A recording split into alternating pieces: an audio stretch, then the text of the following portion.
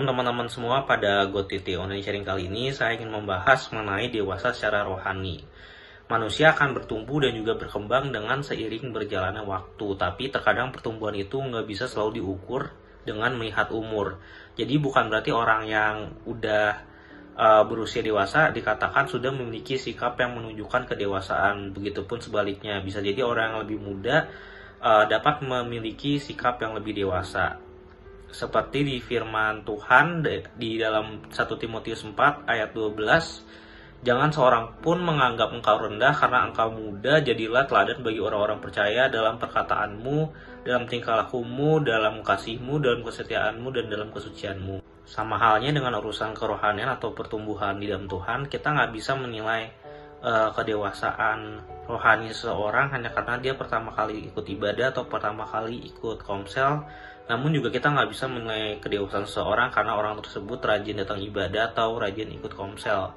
Hal tersebut nggak bisa menunjukkan bahwa seseorang dewasa secara rohani. Nah, maka dari itu, dari manakah seseorang dapat dikatakan dewasa secara rohani? Ada 3 ciri-ciri yang dapat kita lihat bahwa seseorang memiliki rohani yang sudah dewasa. Ciri yang pertama adalah rendah hati. Orang yang dewasa secara rohani tidak membanggakan dirinya dan mengatakan dia lebih baik dibandingkan orang lain. Begitu pula dalam kehidupan rohani, di mana kita harus merangkul setiap orang yang sedang dalam perjalanan mengenal Tuhan tanpa menghakiminya. Lalu yang kedua adalah mengasihi sesama. Sudah seharusnya kita sebagai anak Tuhan mengasihi sesama kita, termasuk dalam hal melayani. Orang yang dewasa secara rohani pastinya tidak mau dilayani terus, namun memiliki keberanian dan kerinduan juga untuk melayani orang lain.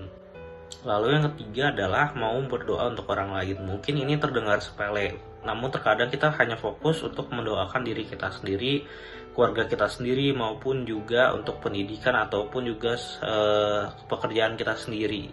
Padahal sebagai seseorang yang dewasa secara rohani, sudah seharusnya kita juga fokus untuk mendoakan orang lain juga, termasuk negara kita sendiri. Nah, sekarang saatnya untuk kita cek apakah 3 ciri tadi ada di dalam hidup kita yang menandakan bahwa kita sudah dewasa secara rohani atau belum.